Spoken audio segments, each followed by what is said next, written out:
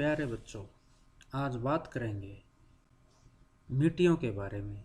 भारत के अंदर कितने टाइप की मिट्टियाँ मिलती हैं, क्या क्या करैक्टरिस्टिक होती हैं, कहाँ कहाँ पे वो पाई जाती हैं, कौन कौन से कंटेंट उनके अंदर इम्पोर्टेंट होते हैं और वो क्यों उपयोगी होती हैं, इस बारे में हम बात करेंगे। सबसे पहले हम बात करें क्लासिफिकेशन की कि मिट्टियों का क्लासिफिकेशन, सॉइल का क्लासिफिकेशन किस आधार पे हम करते हैं। पुराने टाइम की बात करें तो मिट्टियों को दो आधार पे हम विभाजित करते थे, उर्वरा और उसरा। उर्वरा होती थी जो उपजाऊ मिट्टी होती थी वो, और उसरा होती थी जो अनउपजाऊ होती थी। मोटे तौर पे ये दो ही क्लासिफिकेशन चलते थे कि मिट्टी उपजाऊ है या अनउपजाऊ है। लेकिन करंट टाइम में जो क्लासिफिकेशन है, Indian council of agriculture research है, उसने इंडिया की मिट्टी को उसके नेचर और करैक्टर के आधार पर क्लासीफाई किया है। यह क्लासिफिकेशन के अंदर जेनेसिस, कलर, कंपोजिशन और लोकेशन को भी शामिल किया गया है, और इस आधार पर मिट्टियों को 8 भाग में विभाजित किया गया है। अलुवियल सॉइल है, black soil, red and yellow soil, laterite soil, arid soil, saline soil, peaty soil, forest soil. अब एक एक करके इन मिट्टियों के गुण, कहाँ पे ये लोकेटेड हैं, क्या अवगुण हैं, किस चीज़ के लिए उपयोगी हैं, हम उनकी बात करेंगे। सबसे पहले हम बात करें अलुवियल सॉइल की, जलोढ़ मिट्टी जिसको हम बोलते हैं। ये भारत के सबसे बड़े भाग पे फैली हुई है। नॉर्दर्न प्लेन के अंदर और रिवर वैलीज के अंदर ये मिट्टी ज़्यादातर पाई जाती है। भारत का अगर हम बात करें तो 43% जो एरिया है उसको ये कवर करती है। ये जो मिट्टियाँ हैं, ये जो मिट्टी है, ये रिवर के द्वारा डिपॉजिट की हुई है। जब भी नदी के अंदर पानी बहता है, उस पानी के अंदर काफ़ी सारे रेत के कण, मिट्टी के कण आते हैं, और जब नदी के अंदर बाढ़ आती है तो काफ़ी बड़े एरिया के अंदर, बड़े जगह के अंदर नदी का पानी फैल जाता है। उस पानी के साथ साथ रेत भी फैल जाता है, और वो रेत हर साल जब भी बाढ़ आती है या जितने भी साल में बाढ़ आती है, उस पूरे एरिया के अंदर उसको जमा करती है।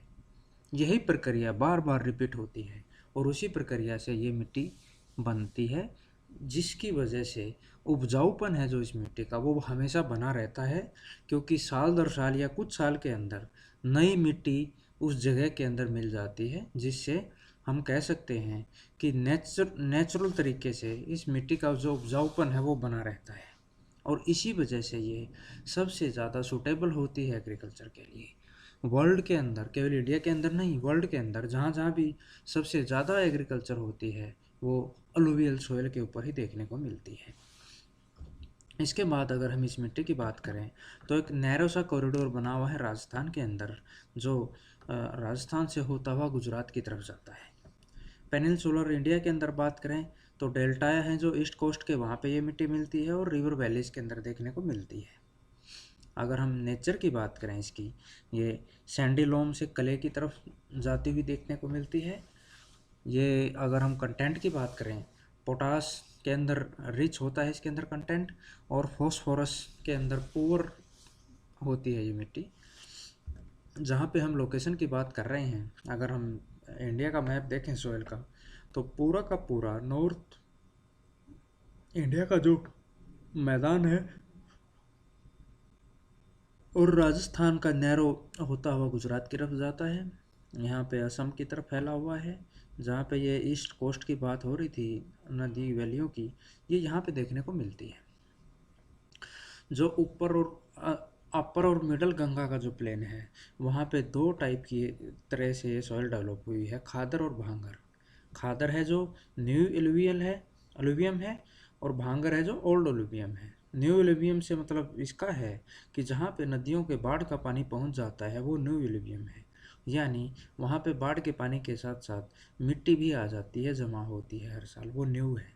और जहाँ पे बाढ़ का पानी नहीं आ पाता वो भांगर के नाम से हम उसको जानते हैं। कलर की हम बात करें, रंग की बात करें, तो लाइट ग्रे से लेके ऐश ग्रे तक इसका कलर देखा जाता है।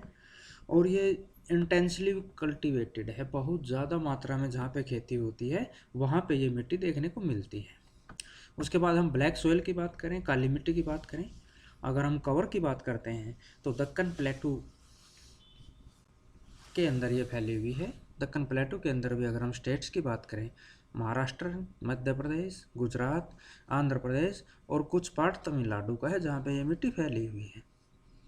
इसी मिट्टी को रेगर मिट्टी के नाम से जाना जाता है और ब्लैक कॉटन सोयल के नाम से भी इसको जाना जाता है, क्योंकि ये मिट्टी कॉटन के लिए सबसे ज़्यादा उपयोगी है, कपास के लिए उपयोगी है। इसी के नाम के ऊपर ही इसका नाम भी ब्लैक कॉटन सोयल पड़ा हुआ है। जर्नली क्लेई होती है, डीप होती है, इम्परमिएबल होती है, पानी को लंबे टाइम तक अपने आप को संभाल के रख सकती है। जब ड्राई सीजन आता है तो उस टाइम पे इसके अंदर क्रैक्स पड़ जाते हैं। ये रिच होती है लाइम के अंदर आयरन, मैग्नीशिया और एल्यूमिनियम। कमी होती है फास्फोरस की, नाइट्रोजन की, ऑर्गेनिक मैटर की। कलर की हम बात करें तो डीप ब्लैक से ग्रे की तरफ होता है। इसके बाद नेक्स्ट हम मिट्टी की बात करें, रेड एंड येलो सोयल। अगर रेड सोयल की हम बात करें तो ये क्रिस्टलाइन जो इग्नियस रॉक होती हैं उन एरियाज में जहाँ पे लो रेनफॉल होती है, ईस्टर्न और साउदर्न पार्ट है जो दक्कन प्लेटो का, वहाँ पे पाई जाती है, और कुछ पार्ट्स है वो उड़ीसा और छत्तीसगढ़ का है, वहाँ पे मिलती है। पोवर होती है नाइट्रोजन के अंदर, फास्फोरस और ह्यूमस के अंदर। उसके बाद लेटराइट सोयल है, ये लैटिन वर्ड है लेटर, उससे बना है, इसका मतलब है ब्रिक, ईंट। ये डेवलप होती है जहाँ पे ज़्यादा तापमान और ज़्यादा बारिश होती है। पुअर ऑर्गेनिक मैटर पुअर होता है इसके अंदर, नाइट्रोजन, फास्फोरस और कैल्शियम, आयरन ऑक्साइड और पोटास है उसकी अधिकता होती है।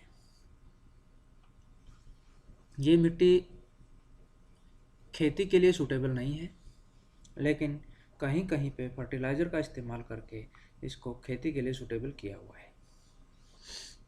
रेड जो लेटराइट सोयल है वो तमिलनाडु, आंध्र प्रदेश और केरला के अंदर है, वो काजू के लिए काफ़ी उपयोगी होती है। ज़्यादातर इस मिट्टी का उपयोग ईंटें बनाने के लिए इस्तेमाल होता है, जिसका घर बनाने के लिए हम इस्तेमाल करते हैं।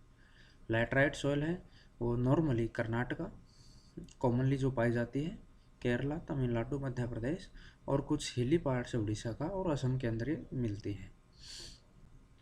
अगर हम सोयल की बात करें तो उसके बाद सोयल इरोजन भी आता है, मृदा अपरदन जिसको हम बोलते हैं, उसको कैसे रोका जा सकता है, किस वजह से वो होता है, हम उनकी बात कर सकते हैं। मृदा का जो अपरदन है वो बहुत सारी वजह से होता है, कितनी बारिश हो रही है, किस टाइप का ढाल है, कितने पेड़ हैं, इस टाइप की चीज़ें हैं जो प्रभावित करती हैं मृदा अपरदन को। ढाल अपने आप में प्रमुख कारण है, क्योंकि जहाँ पे बारिश ज़्यादा होती है और ढाल भी ज़्यादा होगा तो ज़्यादा स्पीड से पानी बहेगा और वो अपने साथ मृदा का अपरदन करेगा। मृदा का अपरदन मिट्टी का कटाव है जो वो कहीं भी उपयोगी नहीं है सोयल के लिए। हम इन चीज़ों की भी बात करेंगे। उसके बाद एरिड सोयल है, मरुस्थली मृदा जिसको हम बोलते हैं। इसके कलर की बात करें तो रेड से ब्राउन की तरफ, रेड से ब्राउन के अंदर होता है। सैंडी होती है स्ट्रक्चर के अंदर, सैलाइन होती है नेचर के अंदर। यह ड्राई क्लाइमेट की वजह से और हाई टेम्परेचर की वजह से ये बनती है, जहाँ पे वाष्पीकरण ज़्यादा होता है वहाँ पे मिलती है। मॉइस्चर कंटेंट कम होते हैं, ह्यूमस कम होता है और नाइट्रोजन है वो भी इनसफिशेंट होता है। इसके अंदर जो नमक है, सलाइन है, वो बहुत ज़्यादा होता है। और इस टाइप की मिट्टियों के अंदर जब कहीं भी पानी खड़ा हो जाता है उसको सुखा के नमक बनाने का काम किया जाता है, खासकर अपने देश के अंदर राजस्थान में ऐसा किया जाता है। Thank you.